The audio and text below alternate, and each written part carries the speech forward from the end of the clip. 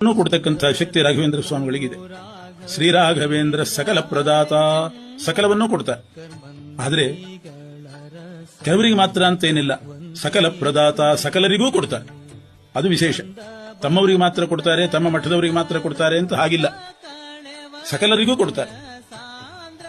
ಬೇರೆ ಬೇರೆ ವರ್ಣದವರು, ಬೇರೆ ಬೇರೆ ಧರ್ಮದವರು, ವಿಧರ್ಮೀಯರು ವಿವರ್ಣೀಯರು ಎಲ್ಲರೂ ಕೂಡ ರಾಘವೇಂದ್ರ ಸ್ವಾಮಿಗಳಿಂದ ಅನುಗ್ರಹ ಪಡೆದವರಿದ್ದಾರೆ.